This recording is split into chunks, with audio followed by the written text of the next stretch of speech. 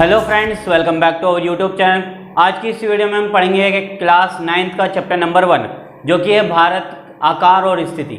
वैसे तो आप सभी लोगों को पता ही है कि भारत के बारे में कि भारत का आकार क्या है, भारत दुनिया में कितना स्थान रखता है। लेकिन जैसे बचपन से हम पढ़ते हुए आए हैं भारत के बारे में, और पता होना भी चाहिए क्योंकि हम जिस देश में रह रहे हैं, अगर उसी देश के बारे में नहीं पता तो फिर हमें पता ही क्या है, उस देश के इतिहास क्या है, उस देश का ज्योग्राफी यानी कि भूगोल क्या है, और उस देश में किस तरीके से राजनीति काम करती है। अगर उस देश के बारे में ही हमें नहीं पता होगा तो हमें और किस चीज़ के बारे में पता होगा। इसी वजह से हमने वैसे पहले भी पढ़ा है कि भारत क्या है और भारत का क्षेत्रफल कितना है, कौन से इसमें राज्य आते हैं, आपके कितने राज्य हैं, कितने केंद्र शासित प्रदेश हैं और कितने हमारे जो हैं पड़ोसी देश हैं।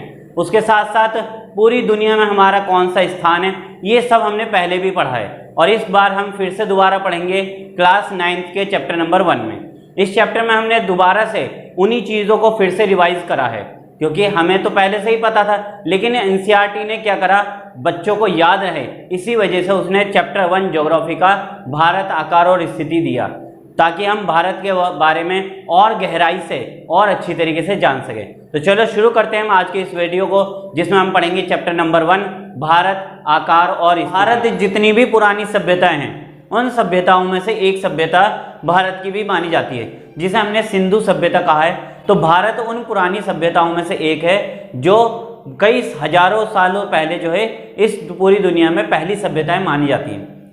उसके बाद अगर हम बात करें भारत की कहाँ है, तो पूरी दुनिया को हमने 4 हिस्सों में बांटा है।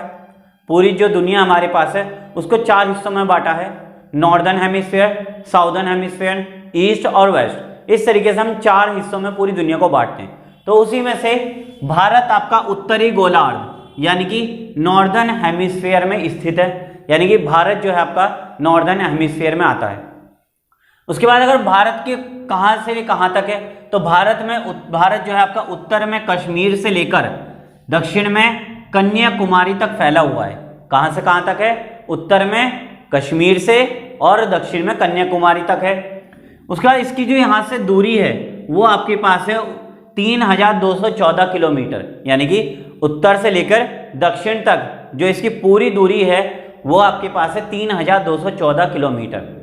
इसी तरीके से पूर्व में भारत के अरुणाचल प्रदेश है और पश्चिम में गुजरात है। तो पश्चिम से लेकर पूर्व तक या पूर्व से लेकर पश्चिम तक की जो भारत की दूरी है वो है 2933 किलोमीटर। कितनी है? 2933 किलोमीटर।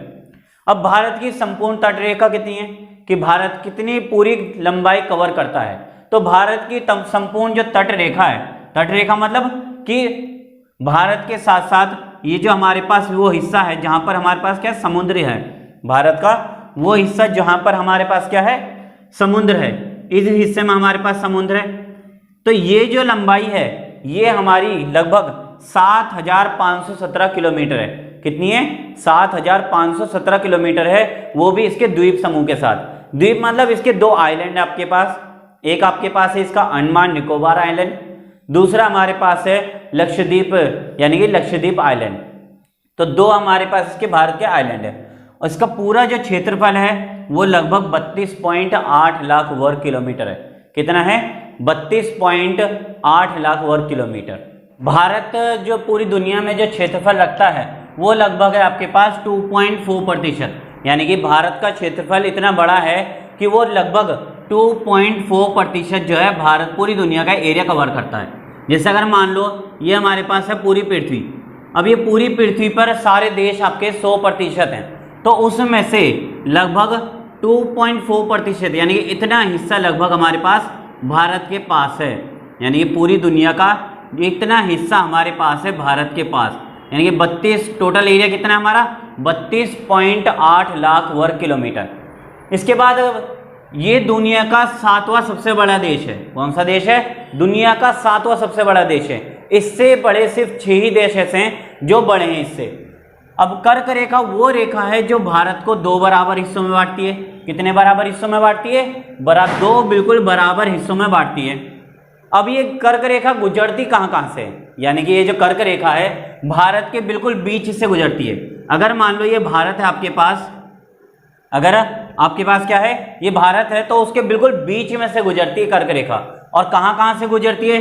पहला गुजरात, दूसरा आपका राजस्थान, तीसरा मध्य प्रदेश, चौथा आपका छत्तीसगढ़, पांचवा आपका झारखंड, छठा पश्चिम बंगाल, सातवां आपका त्रिपुरा, आठवां मिजोरम और ये 8 वो राज्य हैं जिनसे आपकी कर्क रेखा गुजरती है। तो ये भारत के बारे में थी छोटी सी डिटेल्स।